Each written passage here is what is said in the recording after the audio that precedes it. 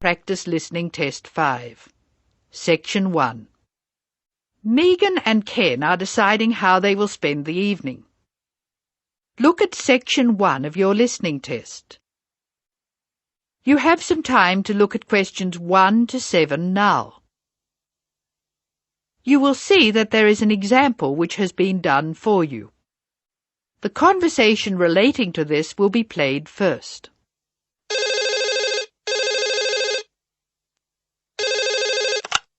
Hello, Megan speaking. Hello, Megan. Hello, Ken. I'm glad you called. Thomas asked me to give you his telephone number. Is that his office number or his home number? I can give you both. His new home number is 9452-3456. Would you like his office number? I think I have it. Does 97314322 sound right?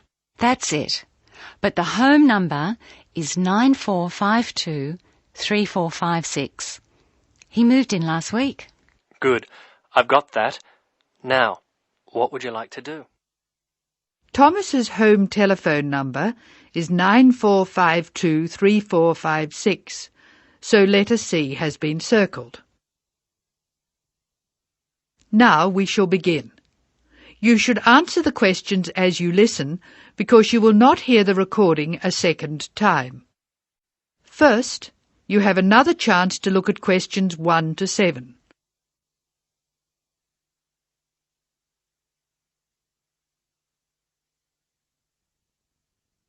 Now listen carefully and answer questions 1 to 7.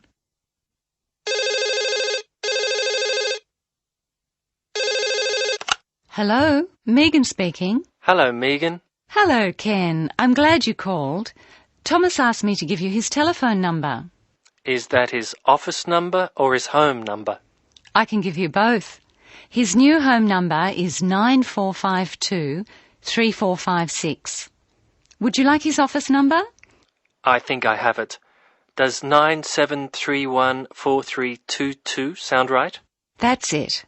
But the home number is 9452-3456. He moved in last week. Good. I've got that.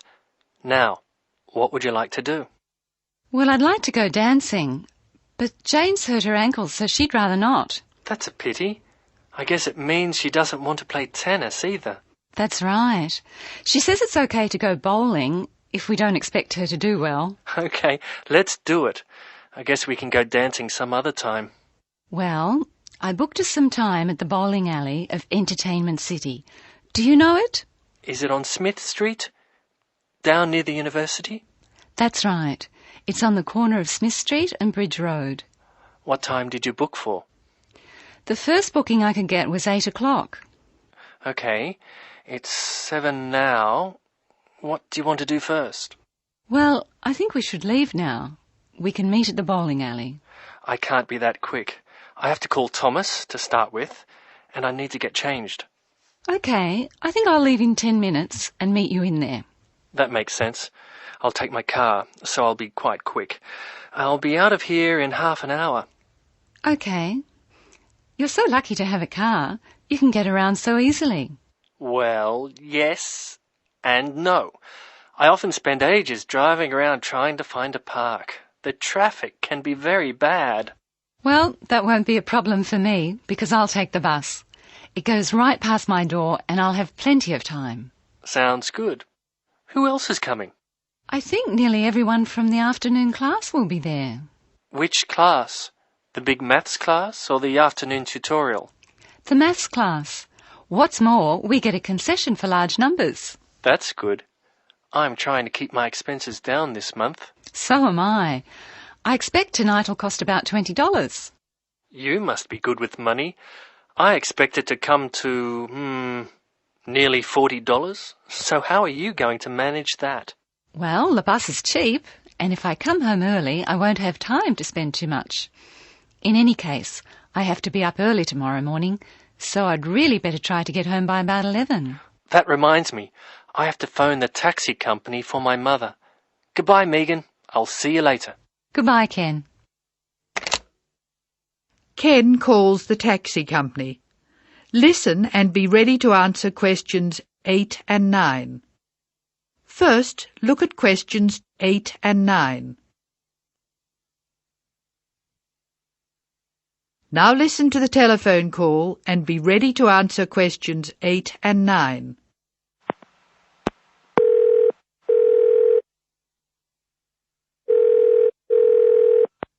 Thank you for calling Acme Cabs. Please follow the instructions on the tape. If you wish to order a cab now, press 1. If you have placed an order previously, press 2. If you wish to make an advance order, press 3. Please be ready to tell us your street number and name. If you wish to speak to the radio room supervisor, press 4. If you want to inquire about lost property, press 5. If you want to order a taxi equipped to carry wheelchairs, press 6. Your call is very important. Please stay on the line for the next available order taker. Hello, I think I left something in one of your cabs on Thursday. It was a brown paper package with an address written on it in green ink. Has anyone handed it in? That is the end of section 1. You now have some time to check your answers.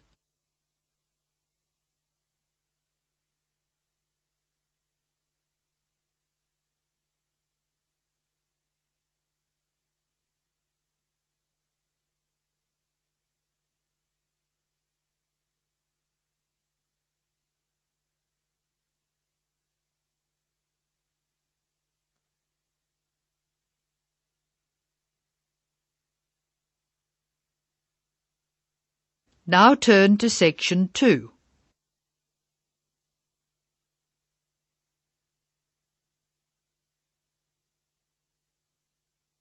Section 2. You are going to hear some announcements made to a group of people who are planning a trip to Greece. First, look at questions 10 to 15.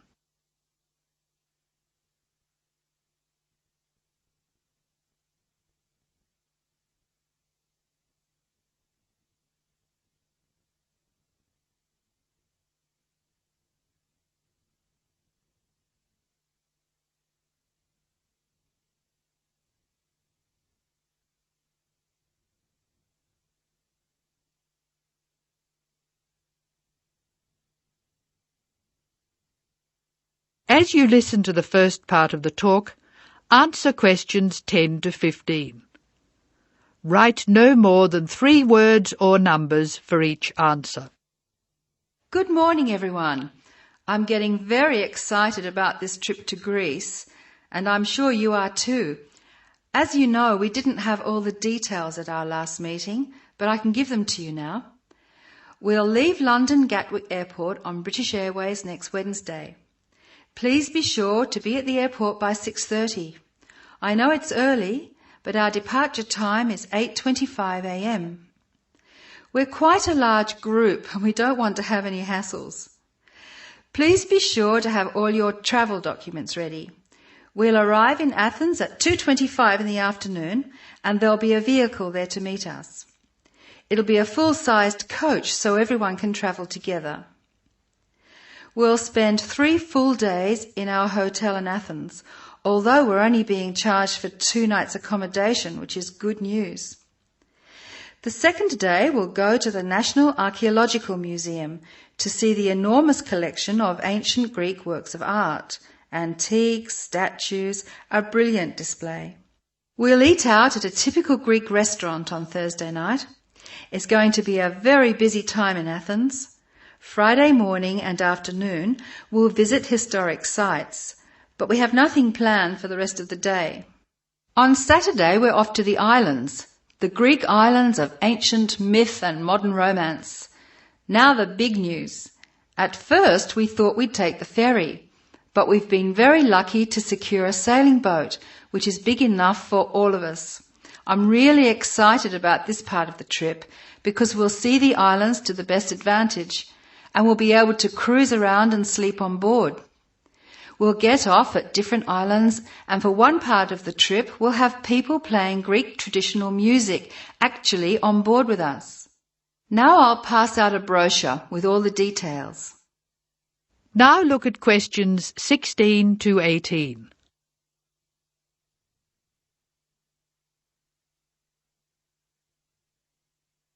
As the talk continues, answer questions 16 to 18. A lot of work has gone into organising this tour, and I'd like to thank in particular the travel agent who got us a really good deal, and the people at the British Museum who offered us such good advice.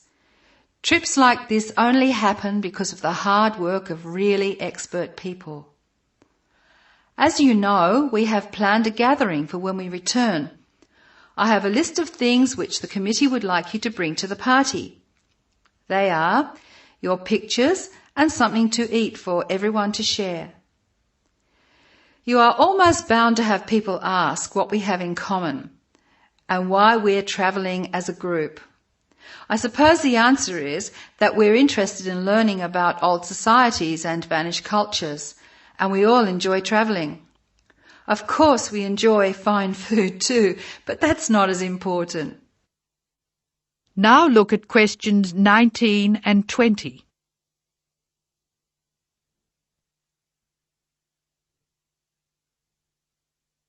As the talk continues, answer questions 19 and 20. Oh, I nearly forgot the last piece of information. You'll see there are labels which I have passed around for you to put on all your luggage. Could you fill them in, please?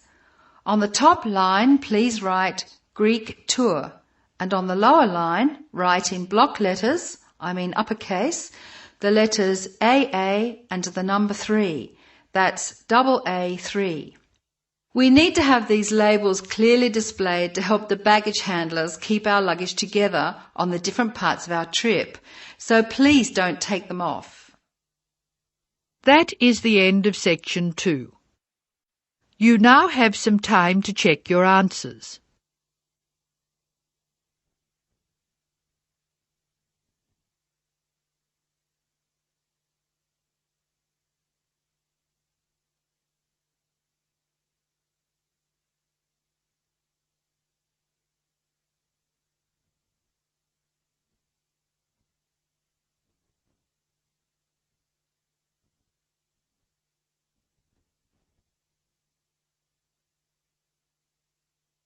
Now turn to section 3.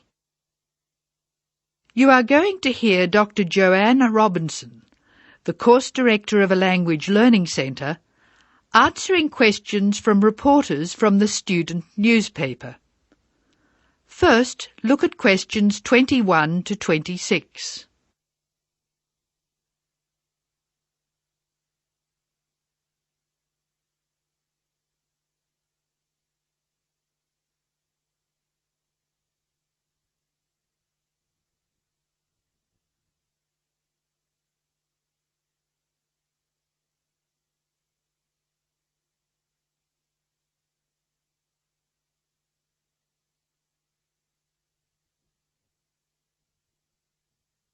As you listen to the first part of the talk, answer questions 21 to 26. Write no more than 3 words or numbers for each answer. Welcome to the Language Learning Center. I'm Joanne Robinson. You must be the reporters from the Examiner. Please come in and sit down.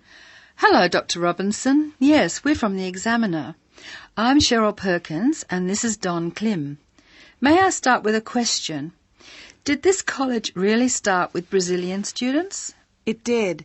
The Language Learning Center was founded in 1985 to look after a group of students from Brazil who wanted to study here. Those 20 students soon grew to 60, and as you can imagine, we had severe accommodation problems. Somebody said you were in the old amenities block, right near the engineering school. They have a good memory. Yes, we were there because the university hadn't believed we would expand so quickly. The problem wasn't solved until we moved into these new premises in Bancroft House in 1987. When did you start taking students from other countries? About 1990. We now have students from 13 different countries enrolled, and we expect a large group from Turkey next month. Yes, we've noticed a lot more advertisements for Turkish restaurants in our advertising section. Well, 40% of our students come from Turkey. by far the largest single national group, and I believe there's been an influx to the rest of the university. There are a lot of Turkish students studying hospitality. Do you offer anything special to the students? Yes, we do.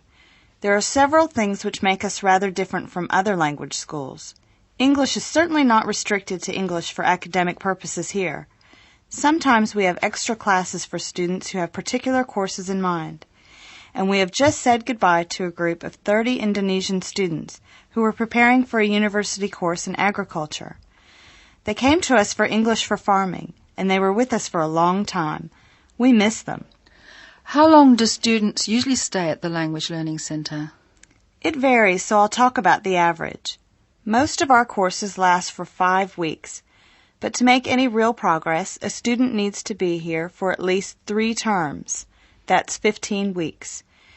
The students do better if they have a little time to settle in at the beginning of the course, and we offer an orientation course that lasts a week. Most students take it. It helps them to settle down, and it gives us plenty of time to test them and place them at the right level. How many people are in each class? We sometimes go up to 18, but our average class size is 14 students, and some classes have as few as 7 participants. It depends on the needs of the group. You were saying that you miss your students when they go. How do you attract students? I mean, how do they hear about the Language Learning Centre in the first place? We're included in the university advertising and marketing, and we have our own website. The thing which works best for us, though, is word of mouth.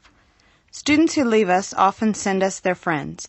In fact, a student who arrived today was carrying a photograph for me of a former student and his baby. It sounds like a nice place to be. It is. A lot of our students make lasting friendships while they're here. Now look at questions 27 to 31.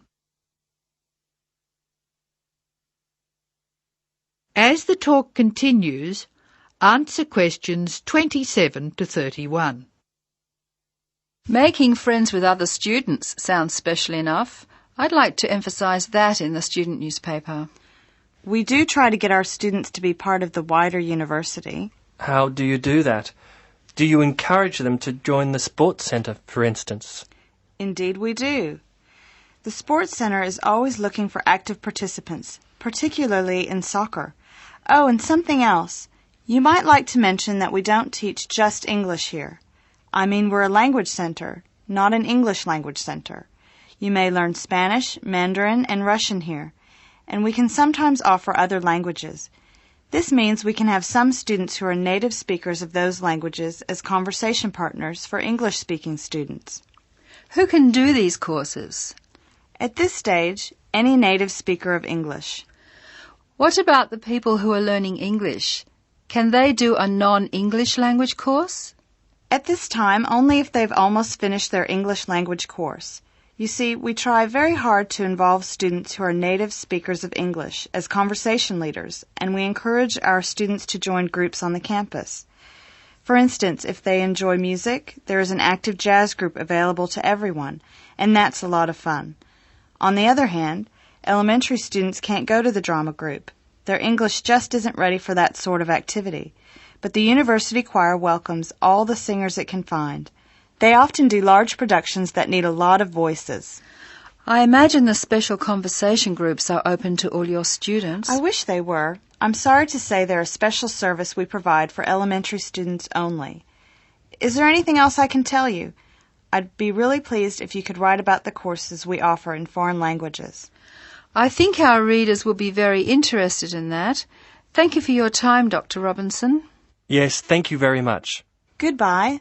Thank you for giving me the opportunity to talk about the center. It's always good to let the rest of the students at the university know what goes on in our classrooms and outside them. After all, many of our students leave us and then study for degrees in various disciplines on this campus. That is the end of section 3. You will now have some time to check your answers.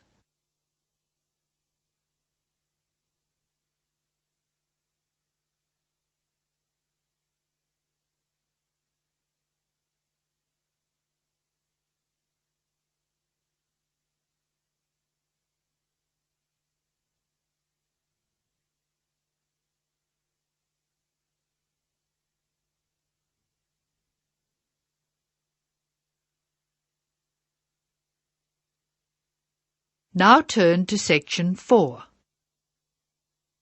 Section 4. You will hear a talk about the pitfalls and pleasures of being a postgraduate student. Look at questions 32 to 37.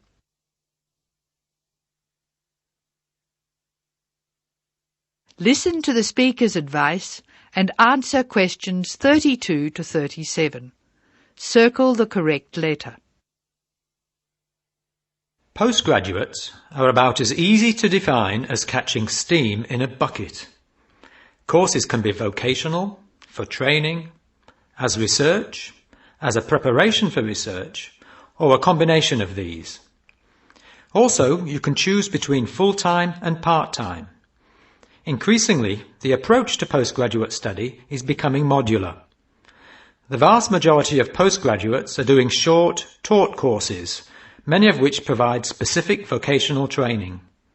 Indeed, there has been a 400% increase in postgraduate numbers in Britain over the past 20 years. Current figures stand at just under 400,000. People undertake postgraduate study for many reasons. These may be academic, intellectual challenge, development of knowledge; vocational, training for a specific career goal; or only vague, drifting into further study. It is essential that you determine the reasons you want to become a postgraduate. If you have clear goals and reasons for studying, this will enhance your learning experience and help you to remain focused and motivated throughout your course. Where you study should be based on much more than the course you want to do. For some courses, you're likely to be there for several years, and it is important that you are happy living there. Check also what type of accommodation is available, and whether the institution provides any housing specifically for postgraduates. Choosing an institution and department is a difficult process. To determine quality, do not rely on the reputation of an institution, but find out what the ratings are from the most recent assessment exercises. Find out about the staff, their reputation, competence, enthusiasm, and friendliness. Visit the department if possible, and talk to existing postgraduates about their experience, satisfaction, comments, and complaints. Be very careful to check how they feel about their supervisors. Also, check what facilities are available, both at an institutional level, for example libraries, laboratory and computing facilities, and in the department, for example study room, desk, photocopying, secretarial support, etc. Everyone will have their own priorities here. I am always anxious to check the computer support available and regard it as slightly more important than library access. Your working environment and the support available to you plays an essential part in making your work as a postgraduate a positive experience. Life as a postgraduate can be very different to your other experiences of education. Things that can distinguish your experience are the level of study, independence of working, intensity of the course, the demands on your time, and often the fact that you're older than the majority of students. These factors can contribute to making you feel isolated. However, there are several ways you can make sure that this is either short-lived or does not happen at all. Many student unions have postgraduate societies that organise social events and may also provide representation for postgraduates to both the student union and the institution. Departments can also help to create a sense of identity and community, and often have discussion groups available. Don't be afraid to talk to staff about any difficulties you might be having. Of course, universities provide counselling services, but we have found that the best advice comes from talking to other postgraduates who may have faced similar difficulties. Look at questions 38 to 40. Write no more than 3 words for each answer. Financial planning is essential, since the government excludes postgraduates from student loans, and it can be difficult to maintain your student status with banks. This has implications for free banking and overdraft facilities. Do not underestimate your living costs, including food, accommodation and travel. And be careful not to budget for everything except a social life. Funding a course is one of the most challenging things people face when considering postgraduate study. Most postgraduate students finance themselves. They pay often very large fees to the institution and receive no maintenance income to support their study. Make sure you know exactly what your costs will be. Institutions often hide extra fees, like laboratory costs, behind the headline fee rate advertised. Funding can come from various sources: research councils, charities, trust funds, institutional scholarships, local education authorities, and professional bodies and organisations all offer various levels of funding. As I said before, the government excludes postgraduates from student loans, so it is essential you look to other sources. Career development loans are available from high street banks. The best advice on funding is to be proactive, persistent and patient. The postgraduate community in Britain is multinational, has a wide range of experience of life and work, and an exciting mix of goals, both career and academic. Being a postgraduate student should be a productive and fulfilling thing to do, and you will become part of a diverse and motivated social group. That is the end of section 4. You now have some time to check your answers.